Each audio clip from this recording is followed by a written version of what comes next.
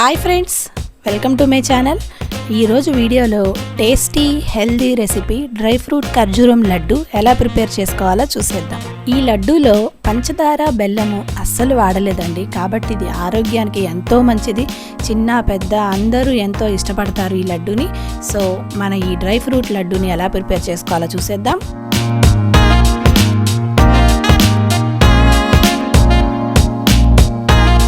కావలసిన పదార్థాలు: 1 కప్పు ఖర్జూరము, గింజలు తీసి పెట్టుకోవాలి. 2-3 స్పూన్స్ నెయ్యి, కొద్దిగా ఇలాచీ పౌడరు, గసగసాలు 2 టేబుల్ స్పూన్, కొన్ని పిస్తా, కొన్ని బాదం, కొన్ని జీడిపప్పు. ఇంతేనండి దీనికి కావాల్సింది. వీటితో ఎలా ప్రిపేర్ చేసుకోవాలో చూసేద్దాం. మొదటగా మిక్సీ జార్ తీసుకొని దాంట్లో గింజలు తీసి పెట్టుకున్న ఖర్జూరం మొత్తాన్ని అందులో వేసుకొని మనం పేస్ట్ చేసుకొని తెచ్చుకోవాలి. ఈ లడ్డూలో మనం పంచదార ప్లేస్లో ఖర్జూరం వాడుతున్నామండి. ఈ ఖర్జూరం తీపే ఈ లడ్డూలో స్వీట్ వస్తుంది అంతే. నెక్స్ట్ దీంతో ఎలా ప్రిపేర్ చేసుకోవాలో చూద్దాం. స్టవ్ ఆన్ చేసుకొని ఒక కడాయి పెట్టుకొని 2 స్పూన్స్ నెయ్యి వేసుకుందాము. నెయ్యి వేడైన తర్వాత మన డ్రై ఫ్రూట్స్ ఒక్కొక్కటి వేసుకొని వేయించుకోవాలి. కొన్ని జీడిపప్పు వేసుకొని వేయించుకుందాము, కొన్ని బాదం వేసుకుందాము,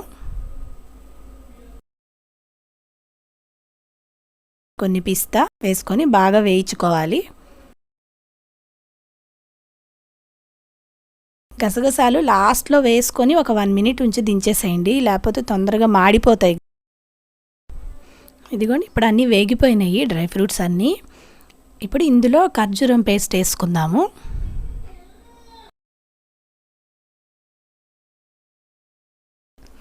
ఇదిగోండి, ఖర్జూరం పేస్ట్ ఇందులో వేసుకున్నాక మొత్తాన్ని ఆ డ్రై ఫ్రూట్స్ని మొత్తం అంతా కలిసేటట్టుగా మంచిగా కలుపుకోండి.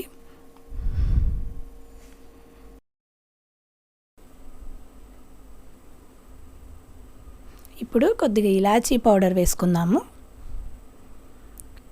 1 స్పూను నెయ్యి కూడా వేసుకొని బాగా కలుపుకోండి.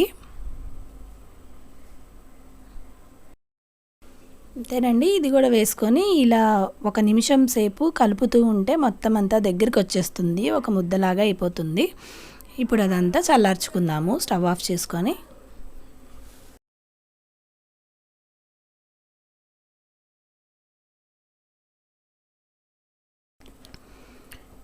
ఇప్పుడు చల్లారిపోయింది అది. సో చల్లారిన తర్వాత కొంచెం కొంచెంగా చేతిలో తీసుకొని నెయ్యి రాసుకొని ఇలా లడ్డూల్లాగా చుట్టుకొని పక్కన పెట్టుకోవటమే. చూసారు కదా, ఎంతో టేస్టీ హెల్దీ లడ్డు రెడీ అయిపోయింది. స్వీట్ షాప్ స్టైల్లో మనం చేసుకున్నాం ఇంట్లో.